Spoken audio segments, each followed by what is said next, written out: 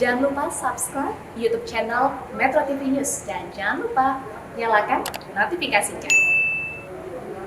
1 tahun masa pemerintahan Jokowi Ma'ruf Amin diuji dengan adanya pandemi COVID-19. Lalu apakah masyarakat puas dan percaya terhadap penanganan pandemi yang dilakukan oleh pemerintahan Jokowi Ma'ruf Amin? Kami akan membahasnya bersama dengan Direktur Eksekutif Indikator Politik Indonesia, Burhanuddin Muhtadi yang telah tersambung bersama dengan saya. Mas Burhan, selamat siang Mas, apa kabar? Baik, sehat Robert. Sehat Mas, terima kasih telah bergabung bersama dengan kami di Metro Siang. Mas Burhan, langsung bagaimana dengan hasil survei terkait dengan tingkat kepuasan masyarakat terhadap 1 tahun pemerintahan Jokowi Ma'ruf Amin, atau mungkin juga ada dua topik yang berbeda mengenai penanganan pandemi COVID-19 dan juga pemerintahan dari Kabinet Indonesia Maju? Ya, kita menanyakan beberapa pertanyaan terkait dengan approval rating. Nah, pertama, pertanyaan secara umum, kepuasan terhadap kinerja Pak Jokowi sebagai presiden di setahun pertama pasca beliau dilantik sebagai presiden periode kedua. Nah, itu ada di kisaran 69%. Nah, sebenarnya kalau kita cek selama beberapa tahun terakhir, tidak ada perubahan. Jadi relatif stabil.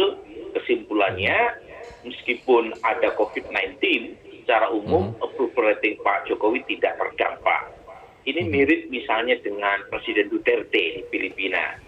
Relatif tinggi, bahkan mencapai 91% rakyat Filipina yang approve terhadap kinerja Duterte. Nah, tapi kalau kita lihat secara lebih khusus approval rating terkait dengan kepuasan terhadap kinerja pemerintah pusat atau public confidence terhadap Pak Jokowi dalam penanganan COVID, itu gapnya kurang lebih sekitar 10 atau 9% lebih rendah. Jadi mereka yang approve atau percaya terhadap presiden dalam menangani COVID itu kurang lebih sekitar 60%. Artinya masyarakat cenderung agak kurang approve terhadap kinerja pemerintah pusat dalam menangani COVID, meskipun secara umum masih di atas 50%.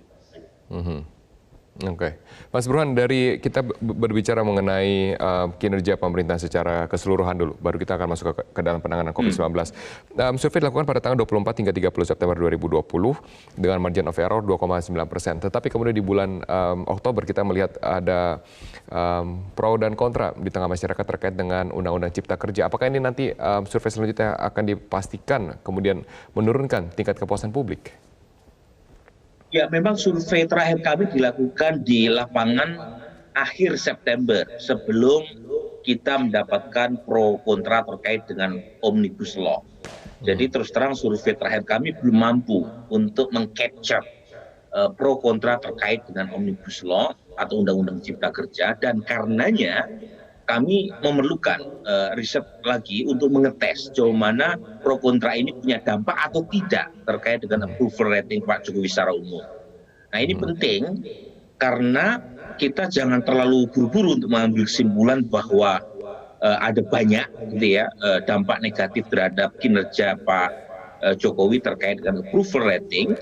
Karena kalau kita lihat dalam beberapa tahun terakhir polanya, Robert, itu relatif approval rating Pak Jokowi stabil sejak 2016. Jadi kami sampaikan data trennya, ini survei yang berbeda dengan beberapa lembaga, misalnya dengan Kompas ya. Kalau survei kami punya kemampuan representativeness, pertama secara umum banyak face to face-nya, wawancara secara face to face. Kedua adalah database-nya, kalau kita memakai survei by phone, itu didasarkan pada metodologi double sampling, yaitu database survei yang dilakukan melalui face to face, kemudian kita collect lagi. Nah, pada titik itu kita tidak menemukan perubahan signifikan selama beberapa tahun terakhir. Mengapa? Salah satu alasannya adalah polarisasi. Jadi polarisasi yang sangat kuat membuat pemilih itu bersikap partisan. Jadi kalau kita uji faktor apa yang menyebabkan orang puas tidak puas, itu adalah pilihan di 2019. Kalau misalnya mereka memilih Pak Jokowi, itu cenderung puas terhadap kinerja Pak Jokowi.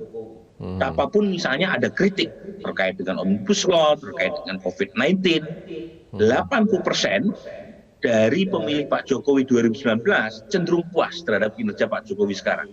Sementara pemilih Pak Prabowo 2019 itu cenderung tidak puas, meskipun Pak Prabowo sudah masuk ke dalam pemerintahan. Apa artinya? Polarisasi yang menjadi prediktor signifikan dalam menjelaskan orang puas tidak puas. Nah, pada titik itu jangan-jangan Undang-Undang Cipta Kerja bisa saja dipotret, dilihat dari sisi lensa partisan. Nah, pada titik itu pula, kalau misalnya sikap partisan yang punya pengaruh, kemungkinan dampaknya terhadap approval rating Pak Jokowi secara umum menjadi berkurang. Oke, Mas Burhan, dengan adanya polarisasi yang begitu kuat hingga sampai sekarang dirasakan dan juga dianalisa oleh Mas Burhan sebagai salah satu data yang menggambarkan survei saat ini, apakah kemudian ini berarti potret realita di masyarakat tidak akan terbaca sempurna pada saat masyarakat terlalu kekeh dengan pilihan masing-masing, sehingga apapun kebijakan yang diambil dilihat dari kacamata yang Anda katakan, Mas Burhan, lensa partisan? Iya, dan kebetulan saya punya banyak paper, Robert, dimuat baik untuk buku ilmiah ya, demokrasi di Indonesia, gitu ya, from stagnation to regression misalnya, atau paper kami yang dimuat di salah satu jurnal yang menunjukkan apapun dipotret dengan lensa partisan. Misalnya ya, untuk hal-hal yang teknokratik, soal pandemik, karya saya sama Seth Soderbergh itu menunjukkan bahkan untuk urusan tinggal di rumah pun itu dipotret apakah dia pemilih Pak Jokowi atau Pak Prabowo, itu satu.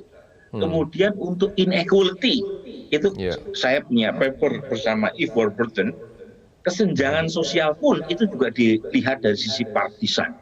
Jadi ini fenomena politik yang tidak unik Indonesia, memang di dunia juga demikian, dan itu punya dampaknya adalah sekontroversial apapun orang akan melihatnya dari kacamata itu, dan itu tentu saja membuat kita menjadi kurang objektif untuk melihat apakah Pak Jokowi dan pemerintahannya itu sudah benar-benar bekerja on the track atau tidak, karena siapapun baik yang pro atau yang kontra sama beliau melihatnya dari perspektif yang sangat politis. Ya, baik, terima kasih Mas Burhanuddin Muhtadi, Direktur Eksekutif Indikator Politik Indonesia. Terima kasih telah berbagi informasi dan juga perspektif Anda bersama dengan Metro Siang.